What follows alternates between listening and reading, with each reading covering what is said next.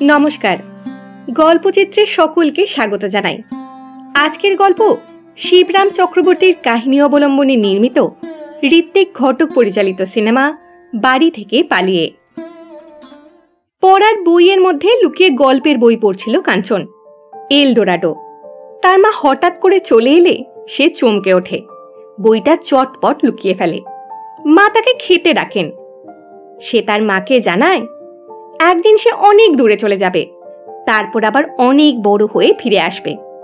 মা হেসে বলেন, নিশ্চয়ই সে গিয়ে বউ নিয়ে আসবে। তৎক্ষণাৎ উৎসাহিত হয়ে কাঞ্চন জানায় ওই ঘরের দেয়ালের ছবিতে যেরকম সীতার ছবি আছে সেই রকম বউ চাই তার। কথা বলতে বলতে উৎসাহের চোটে উঠে দাঁড়ালে তার গল্পের বইটা পড়ে যায়। মা তা দেখতে পেয়ে বলে ওঠেন, তুই এইসব আজগুবি গল্পের বই পড়িস? সে জানায়, আজগুবি নয় মা, আজগুবি নয়, এসব নাকি হঠাৎ হঠাৎ সত্যিও হয়ে যায়। সবে খেতে বসেছে, এমন সময় তার বাবা এসে তাকে কান ধরে বাড়ির বাইরে অন্ধকারে বের করে দেন। তার এক বন্ধু বিনোদ তার বাবাকে জানিয়ে দিয়েছিল সে ঠাকুরের ভোগ চুরি করে খেয়েছে। মা আটকাতে এলে তার বাবা বলেন, এ বংশে তার বাপের বাড়ির মতো কুশিক্ষা চলবে না।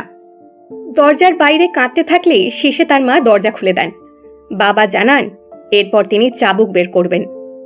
এইসব ছেলের জন্য চাণক্যের উপদেশই একমাত্র প্রযোজ্য। খেতে বসে কাঞ্চন আবার এলডোরাডোর কথা বলতে শুরু করে। মাকে জিজ্ঞাসা করে, বলো তো মা, এলডোরাডো কি? মা বলেন, জানি না। সে বলে, বাবাও জানে না। এদিকে কাজলদিঘি হাই স্কুলের হেডমাস্টার।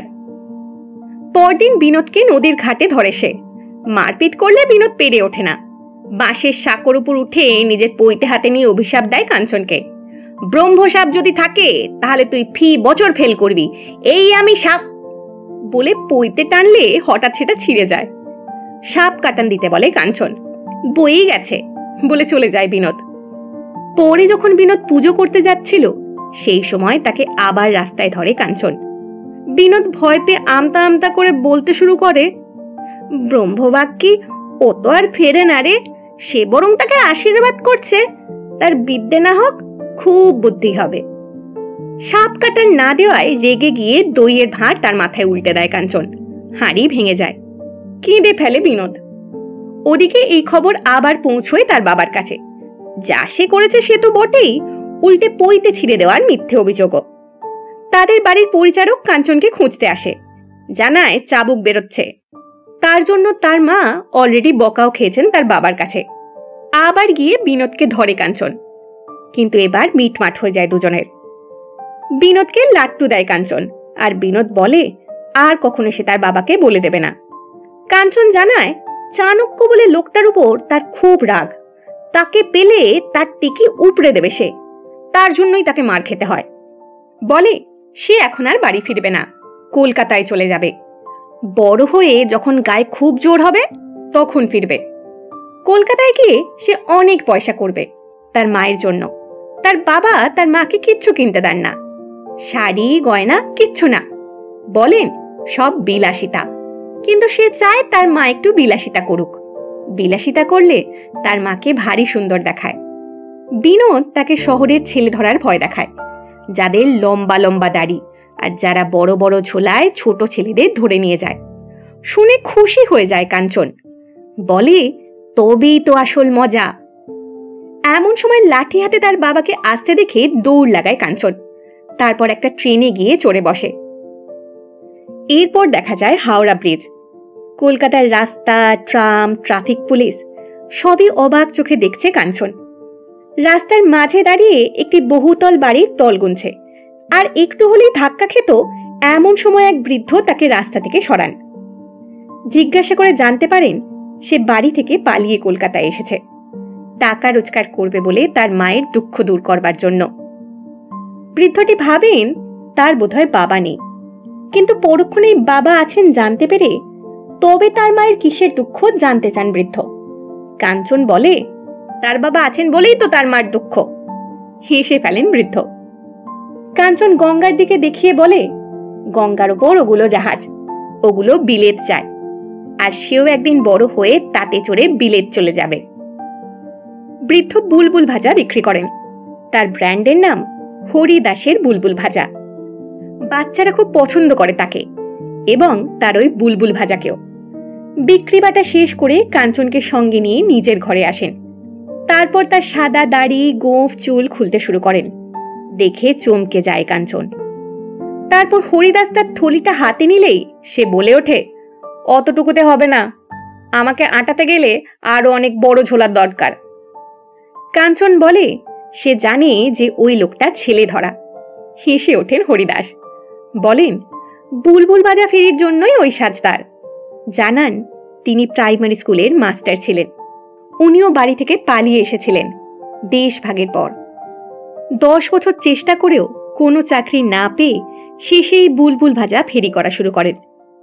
কাঞ্চন জিজ্ঞাসা করে, তোমার মা ছিল না, তার কি হলো? হাসির তলায় অস্বস্তির চাপা দিয়ে হরিদাস বলেন, তিনি যখন ছোট ছিলেন তখন তার মা বাড়ি থেকে পালিয়ে গিয়েছিলেন। কাঞ্চন অবাক হয়ে বলে, তোমার মাও বাড়ি থেকে পালিয়েছিল?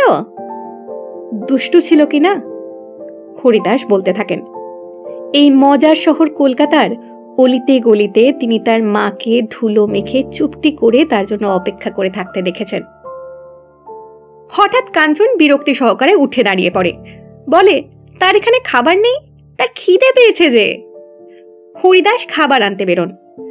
এমন সময় জাদুর খেলা দেখাতে আসে একটা লোক, সঙ্গে থাকে একটা ছোট ছেলে। ব্যাপারটা বেশ ইন্টারেস্টিং লাগে কাঞ্চনের। খেলা দেখানো শেষ হলে লোকটিকে সে বলে সেও তার সঙ্গে যেতে চায়। লোকটি পরে তার আস্তানায় তার সঙ্গে দেখা করতে বলেন। সেখান থেকে কাঞ্চন তারপর একটা খাবার দোকানের সামনে গিয়ে দাঁড়ায়। দোকানদার তাকে আপ্যায়ন করে ভেতরে ডাকে। সে কি খাবে জিজ্ঞাসা করলে সে লম্বা ফর্দ দিয়ে খেতে বসে। খাওয়া শেষ হলে দোকানদার যখন পয়সা চায় সে জানায় নেই, বলে সে তো খেতে চায়নি, তাকে তো ডেকে এনে খেতে বসানো হয়েছিল। লোকটি শেষে মেরে তাকে বের করে দেয়। ওদিকে হরিদাস ফিরে এসে কাঞ্চনকে ঘরে না দেখে তাকে খুঁজতে বেরোন। শেষে ওই হোটেলের মালিকের কাছে কাঞ্চন কোন দিকে গেছে তার হদিশ পান। কলকাতার রাস্তায় রাস্তায় ঘুরতে থাকে কাঞ্চন। শেষে হরিদাস তাকে ধরে ফেলেন। পথে চলতে চলতে একটা মিছিলের মাঝে তারা পড়ে যায়। সেখানে আবার হরিদাসের থেকে আলাদা হয়ে যায় সে। কাঞ্চন এবার একটা বিয়ে বাড়িতে ঢুকে পড়ে। বারান্দায় একটা ছোট মেয়েকে দাঁড়িয়ে থাকতে দেখে সে তারই সমবয়সী একটি ছেলেকে ডেকে জিজ্ঞাসা করে, ওই মেয়েটা কে ভাই? ছেলেটি অন্য কিছু বাচ্চার সঙ্গে মিলে হালকা র্যাগিং শুরু করে কাঞ্চনের। যে মেয়েটিকে কাঞ্চন দেখিয়েছিল সেও অল্প যোগ দেয় তাতে। তার নাম মিলি। তথাকথিত ইংলিশ মিডিয়াম আর বাংলা মাধ্যমের ঝামেলা।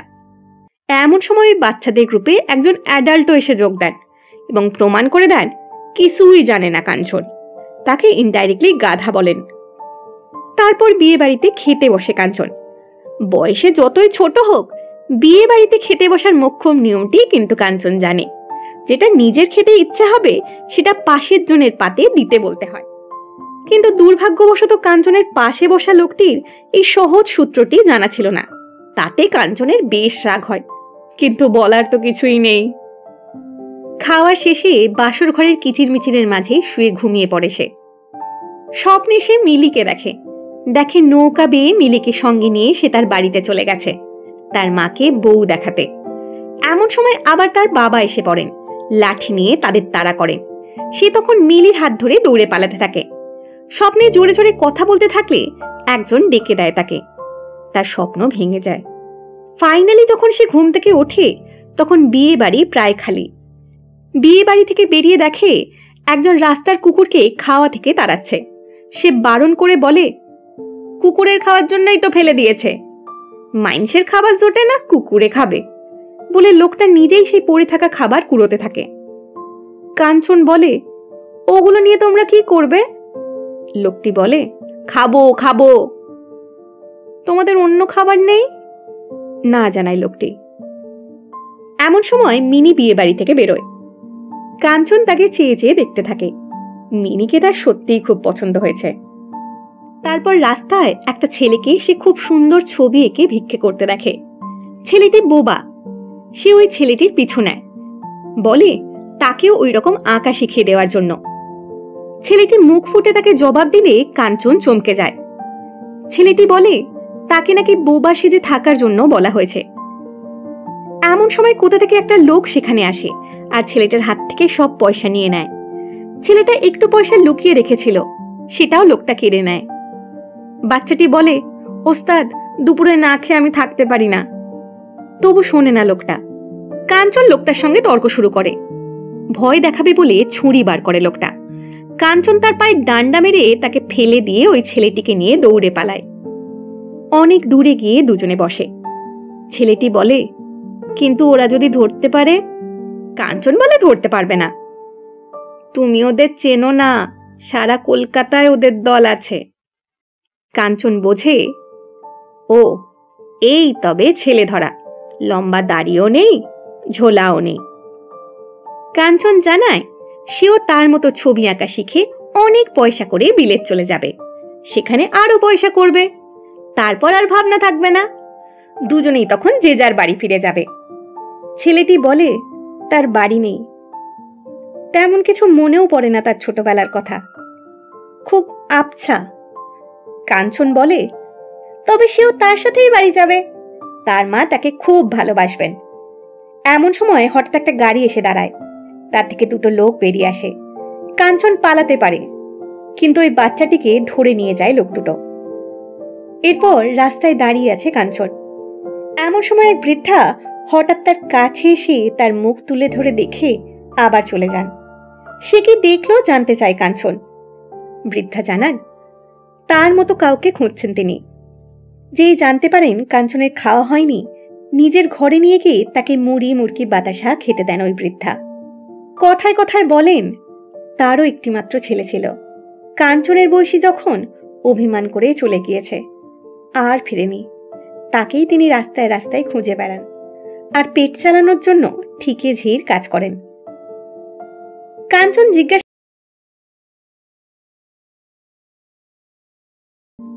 আমার মতো অভাগী আর নাই? জানতে চান কাঞ্চন পালিয়ে আসেনি তো? তাহলে তার মা কিন্তু কেঁদে কেঁদে অন্ধ হয়ে যাবেন। বলে তিনি কাঞ্চনের শোয়ার ব্যবস্থা করে নিজের কাজে বেরোন।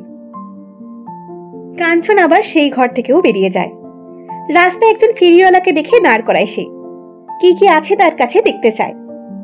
লোকটা ইন্টারেস্ট নিয়ে দেখাতে থাকেন, স্নো পাউডার, চুড়ি ইত্যাদি ইত্যাদি।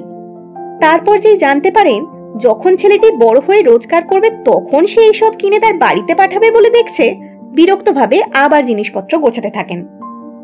এই লোকটির কাছ থেকে কাঞ্চন জেনে নেয় অনেক দূর থেকে কিভাবে এইসব জিনিস দেশে পাঠানো যায় ডাকের মাধ্যমে। তারপর সে দিবা স্বপ্ন দেখতে থাকে। আজ যে ছেলেটির সাথে তার আলাপ হয়েছিল সেই ছেলেটি গোঁফ লাগিয়ে তার স্বপ্নের ডাক হরকরা হয়ে আসে। কাঞ্চন তার মায়ের জন্য পার্সেল পাঠিয়েছে তার হাত দিয়ে। মা এসে পার্সেল দেখে খুব খুশি হন। স্নো পাউডার, সাবান, ফিতে, কাঁটা, ক্লিপ, কত কি। মা যতই খুশি হন, বাবা বলে ওঠেন, বিলাসিতা বিলাসিতা। এমন সময় হঠাৎ বাবা বুঝে যান ছেলেটির গোঁফটা নকল। ছেলেটি তখন কেমন জব্দ কেমন জব্দ, কাঞ্চনের কাছে কেমন জব্দ বলতে বলতে লাফাতে লাফাতে বেরিয়ে যায়। হঠাৎ এই স্বপ্নের মাঝখানে মিলির গলার স্বর শুনতে পাওয়া যায়। সে কাঞ্চনকে ডাকছে। এটা কিন্তু স্বপ্ন নয়। কাঞ্চন চেয়ে দেখে তার চোখের সামনে মিলি দাঁড়িয়ে। যে বারান্দায় বসে সে দিবা স্বপ্ন দেখছিল সেই বাড়িরই উপরের তলায় মিনিটা থাকে। মিনি তাকে ভেতরে ডাকে। কাঞ্চন জিজ্ঞাসা করে তার বাবা বাড়ি আছেন কিনা। তিনি নেই কনফার্ম হয়ে তবেই সে বাড়িতে ঢোকে। মিলি জানায় তার মায়ের ভীষণ অসুখ অনেক দিন থেকে। তার বাবা ফিরলে তার সাথেও কাঞ্চনের ভাব করিয়ে দেবে সে। বাবাদের সঙ্গে আবার ভাব হয় নাকি, বলে কাঞ্চন। কেন? অবাক হয় মিনি।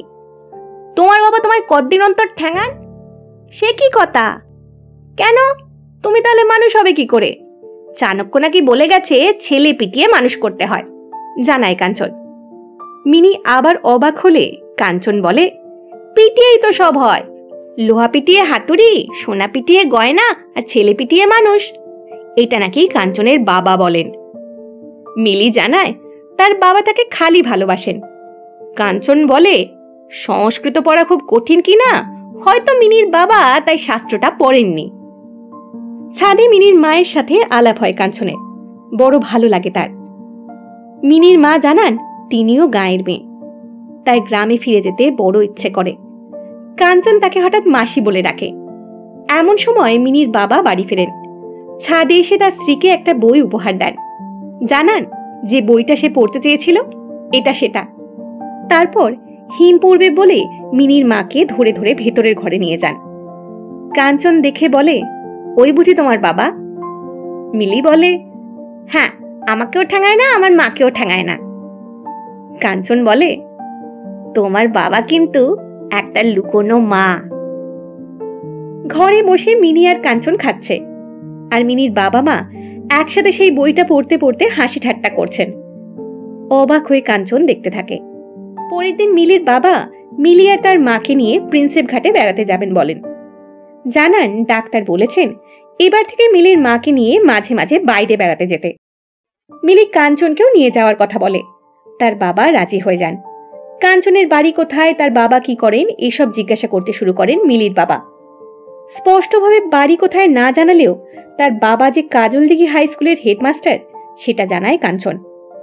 এমন সময় রেডিওতে একটা গান শুরু হয়, মা গো আমার ডেকো নাকো আর। গান শুনে মার কথা মনে করে কেঁদে ফেলে কাঞ্চন। ছুটে বাড়ি থেকে বেরিয়ে যায়, বলে যায় কাল সে আবার আসবে। মিলি পিছু নেয়, এবারের ঠিকানাটা তাকে বলে দেয়, বলে কাঞ্চন যেন মনে রাখে সেটা। সেদিন রাস্তায় রাত কাটে কাঞ্চনের। হঠাৎ এক বৃদ্ধার চিৎকারে ঘুম ভাঙে তার। সে দেখতে পায় সেদিনে সেই বৃদ্ধাকে ছেলে ধরা সন্দেহে লোকজন মারছে, মেরে মাথা ফাটিয়ে দিয়েছে। সে দৌড়ে যায়, বলে সে চেনে তাকে, সে ছেলে ধরা নয়, বলে ও আমার মা। তার কথা কারো কানে পৌঁছয় না। বৃদ্ধাকে পুলিশের গাড়ি তুলে নিয়ে যায়। গুম হয়ে রাস্তায় বসে আছে, এমন সময় আবার হরিদাস তাকে দেখতে পায়। কাছে এলে কাঞ্চন তাকে জিজ্ঞাসা করে, আচ্ছা হরিদাস, এখানে এত দুঃখ কেন? জীবনের আসল প্রশ্নটা তার জেগে গেছে। কাঞ্চন তার মাসির কাছে যেতে চায়। হরিদাস তাকে মাসির বাড়ি পৌঁছে দিতে যান। মিলির সাথেও তার আলাপ হয়। মিলি বিকেলবেলা হরিদাসকেও প্রিন্সেপ ঘাটে যেতে বলে। এরপর দেখা যায় মিলি ও তার বাবা মার সাথে কাঞ্চনও প্রিন্সেপ ঘাটে এসেছেন হরিদাসও। কাঞ্চনের বাবা খবরের কাগজে বিজ্ঞাপন দিয়েছেন। সেই বিজ্ঞাপন মিলির বাবাও দেখেছেন হরিদাসও। মা শয্যাগত জানিয়ে তার ছেলে কাঞ্চনকে বাড়ি ফিরতে বলেছেন কাজলদিঘি হাই স্কুলের প্রধান শিক্ষক। খবরটা মিলির বাবা মিলির মাকে জানান। দুজনে ঠিক করেন ওনারা ওর বাবাকে খবর পাঠাবেন আর কাঞ্চনকে তাদের কাছে আজ রাতে আটকে রাখবেন। মিলির মা তার স্বামীকে বলেন তার যদি কিছু হয়ে যায় মিলিকে নিয়ে তিনি যেন গ্রামে ফিরে যান। মিলির বাবা বলে কিচ্ছু হবে না তার। ওদিকে হরিদাস কাঞ্চনকে বোঝাতে থাকেন বাড়ি ফিরে যাওয়ার জন্য। এইটুকু বয়সে উপার্জন করা যে সহজ নয় বলেন তাকে। কাঞ্চনের এসব শুনতে মোটেই ভালো লাগে না। সে দৌড় শুরু করে। তাকে চলে যেতে দেখে মিলির মা বাবা দুজনেই আটকাতে যান। হঠাৎ উত্তেজিত হয়ে উঠে পড়ায় ওখানেই জ্ঞান হারিয়ে পড়ে যান মিলির মা। ওদিকে কাঞ্চন সেদিন রাতে ফুটপাতে শোয়। হঠাৎ করে কেউ তার পা থেকে জুতো খুলে নিয়ে দৌড়য়। সেও পিছনে ছোটে, কিন্তু চোর ধরতে পারে না। একজন লোকের সাথে তার দেখা হয়। তার থেকে সে রোজগারের একটা সহজ রাস্তা জানতে পারে। লোকটি পথ বলে দেয় যেখানে অনেক কয়লা এমনি পড়ে থাকে। সেই কয়লা ছেড়ে বিক্রি করলে তার রোজগার হতে পারবে। কাঞ্চন সেখানে গিয়ে কয়লা কুড়োতে থাকলে দুজন লোক এসে তাকে খুব মারে। তাদের চৌহদ্দির মধ্যে সে কোন সাহসে চুরি করতে এসেছে। চুরি শুনে চমকে যায় সে। লোক দুটো তার উপর হেসে বলে, ভিক্ষে করগে যা, তারপর একটু পোক্ত হয়ে এইসব লাইনে আসিস। স্বাধীনভাবে উড়তে চাওয়া পাখিটাও শহরের গাড়ির তলায় চাপা পড়ে মরে। খালি পায়ে মারধর খেয়ে ক্ষুধার্ত কাঞ্চন পথে ভিক্ষে করার চেষ্টা করে। হাত পাততে বড় লজ্জা করে তার। একজন তাকে দেখে তার অবস্থা আন্দাজ করে কিছু দেবেন বলে ডাকেন, কিন্তু পকেটে হাত দিয়ে দেখেন অলরেডি কেউ তার পকেট কেটে নিয়েছে। এমন সময় দমকল দেখতে পেয়ে হঠাৎ ভারী খুশি হয়ে যায় কাঞ্চন। কি জানি কি ভেবে তার পিছু পিছু ছুটতে শুরু করে। একটু বাদে সে গঙ্গার ঘাটে গিয়ে বসে। খুব খিদে পেয়েছে তার। বাড়ির কথা মনে পড়তে থাকে। বাড়িতে থাকলে সে কেমন খাওয়ার উপর খেত। দুপুরে পেট ভরে খেয়েও চুরি করে খেত। ঘন্টায় ঘন্টায় তার খিদে পেত। মাও তাকে কত স্নেহ ভরে খাওয়াতেন। এমন সময় একজন অবাঙালি ফেরিওয়ালা তাকে ডেকে জিজ্ঞাসা করেন, এ খোকা, ভুক লাগি? হ্যাঁ। তারপর নিজের সামর্থ্য অনুযায়ী পেট ভরে খাওয়ান তাকে। তার বাড়ি কোথায় জানতে চান। কাঞ্চন জানায় এখানে তার মাসির বাড়ি। ঠিকানা বলে মিলির বাড়ির, পলাশ বাগান। পলাশ বাগানে যাওয়ার জন্য ট্রাম ভাড়া সেই লোকটির কাছে ছিল না, হেঁটে যাওয়ার পথ বলে দেন তিনি। কাঞ্চন একটু এগিয়ে একটা ট্রামে উঠে পড়ে। কন্ডাক্টর টিকিট চাইলে কাঞ্চন জানায় পয়সা নেই। রাগ করেন না কন্ডাক্টর, কোথায় যাবে জানতে চান। কন্ডাক্টর ঠিক জায়গায় নামিয়ে দেন তাকে। সন্ধেবেলায় গিয়ে সে মিলির বাড়ি ঢোকে, কিন্তু সিঁড়ি দিয়ে উঠে তাদের দরজায় তালা ঝুলছে দেখে সে মাসি মাসি বলে চেঁচাতে চেঁচাতে ছাদে উঠে যায়। দরজার পাশেই হরিদাস অপেক্ষা করছিলেন। তিনি কাঞ্চনকে জানান তার মাসি আর বেঁচে নেই, তাই মিলির বাবা তাকে নিয়ে গ্রামে চলে গেছেন।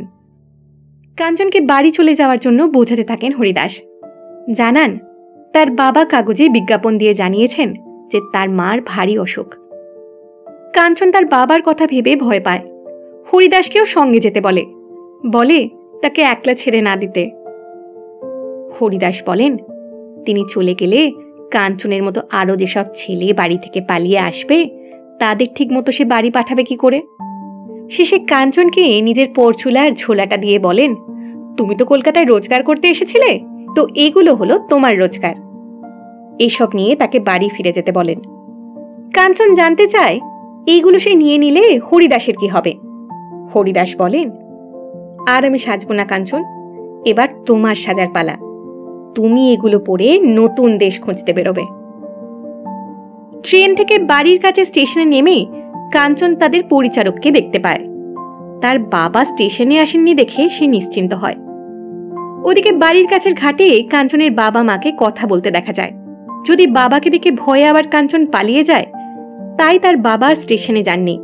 কাঞ্চনের মাকে বলেন ছেলে ফিরলেই তিনি বাড়ি থেকে বেরিয়ে যাবেন, আর তখন তার মা যেন কাঞ্চনকে একটু আদর করেন। হয়তো কত কষ্ট সে করেছে, কতদিন হয়তো সে খেতেই পায়নি।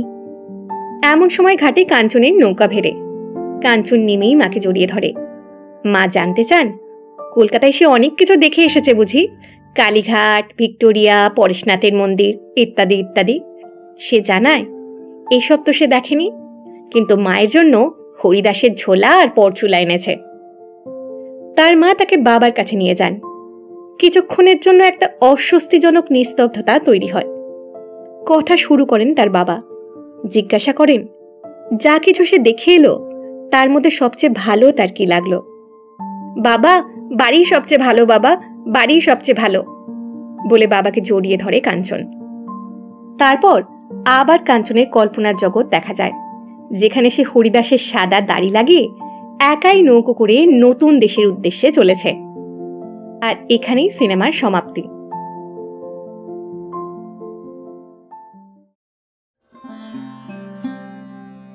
আচ্ছা, কি মনে হয় আপনাদের, স্বপ্নাদেশ কি সত্যি? হঠাৎ যদি আপনার পরিবারের কাউকে দেবতার অবতার বলে জানতে পারেন, কি করবেন? আসছে পরের গল্প, সত্যজিৎ রায় পরিচালিত দেবী। আর আজকের ভিডিওটি ভালো লাগলে লাইক ও শেয়ার করবেন এবং চ্যানেলটি সাবস্ক্রাইব করবেন। সঙ্গে থাকার জন্য ধন্যবাদ।